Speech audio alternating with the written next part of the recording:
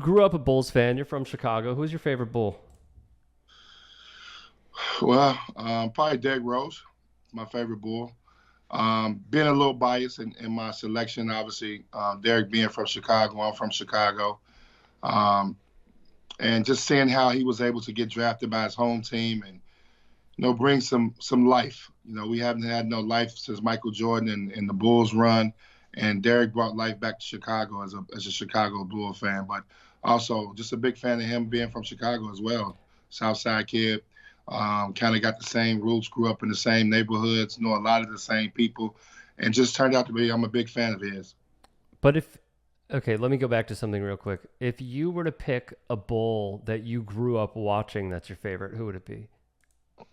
Wow, it would have to be Michael. I would have to get to Michael. I was gonna dig a little deep, but I really didn't. How deep were you thinking? Orlando Woolridge. Oh wow. Yeah, like Quinn Daly, like the hmm old Bulls, like when I was a really young kid. But Michael would be the one, obviously. Yeah. Why are you going chalk with Michael?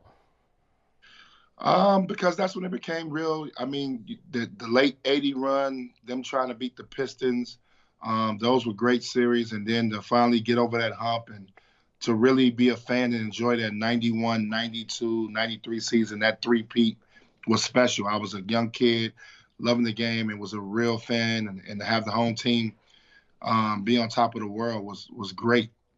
Great to be a Bulls fan then. I mean, obviously the second three-peat, I was playing against them. Right.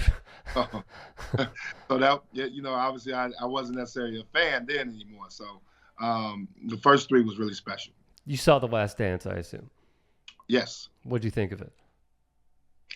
Um, I love documentaries like that because I know it's always people don't understand the grind and the struggle that you go through to become champion. So I liked it a lot. Um, Obviously, some controversy in there when you think about the Michael Scotty situation, but I liked it. I thought anytime you can give people perspective of how that team was built and how it's arguably the greatest NBA team ever, um, depending on what you want to say about the early Celtics and Lakers team. So it's great. I enjoyed every minute of it. His competitiveness. You saw that firsthand, didn't you? Yeah, I saw it at another level. To I got a unique opportunity to be around Mike, obviously, when he came back to play for the Wizards. But to see the work ethic he had every day to continue to try to be good, um, obviously he's Michael Jordan, and see him have to try to compete night in and night out at that age was great to see. But also, I got a chance to work out with him for 2 summers, and to see that side of it too was something special. And it actually made me hungry to win a championship, to want to work hard and know what type of work you need to put in to be at that level. What specifically did you see that you came to that conclusion? Um, Watching a guy who's accomplished everything, who had won 6 titles, who's arguably the best player to ever play the game, still has the determination at 38, 39, 40 years old to be the best and to compete at a high level. His competitive levels are second to none. He wants to win at everything. And it's something that as a young player, it rubbed off on me.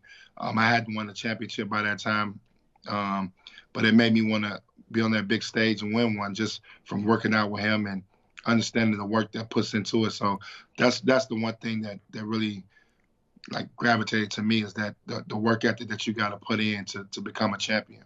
How good of an eater was he? Not like in terms of like quantity, but like clean eating. Was he like was he stringent about taking care of his body? Yeah, once we got into it, he got to a strict diet. Um, Even when it comes to even us drinking alcohol, we would not drink clip, we would not drink beer, we would not drink brown liquor. If we was gonna have a drink, it was gonna be like very low carb, maybe some vodka, hmm and it would be straight, no juice, none of that in it. Like um, really tighten up. And it wasn't just that; it's having a trainer, Tim Grover, every day, working out every single day. The way he worked out and catered to his body, it was special to see too. It actually, for a young guy, to actually understand what it takes to be a pro on every consistent basis. Right. When you so you told Club 520 that he called you from a blocked number? Oh, yeah. Okay, so he called you from a blocked number. We always hear these stories about how Michael gets the better of other guys. Did you see in those runs a guy get the better of Michael? Yeah, probably not necessarily the better of them, but compete at a very high level. Obviously, when Mike came back, he wanted everybody there. And at that time, people don't understand. In Chicago, we probably had about 25, 30 pros that were active in the league. So you got to think about the Quentin Richardsons, the Bobby Simmons, Darius Miles, even though I know he's not from Chicago, he was a guy here. Um, so we had guys that could really compete and they go at them. And then you had all the guys coming in town, the Penny Hardaways of the world.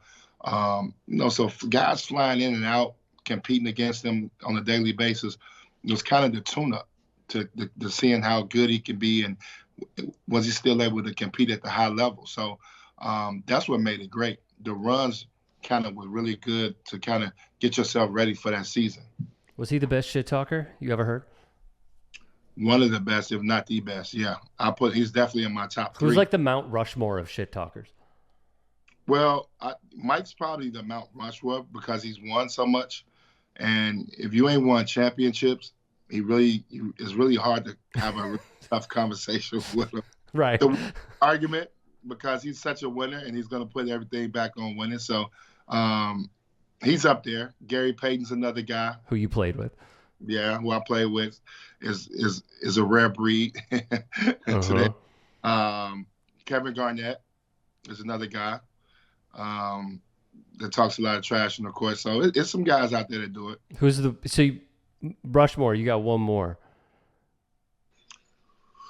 Oh, that's a tough one. Who I want to add in? They're my top three guys. Those are good. That's a good solid three. Who's your fourth? Yeah, I'm trying to think anybody else that I played against consistently that was always a guy that would trash talk. I'm going to have to go with those three. So the fourth is just blank? No, the fourth will probably be we had some very competitive trash talking was probably Tim Hardaway.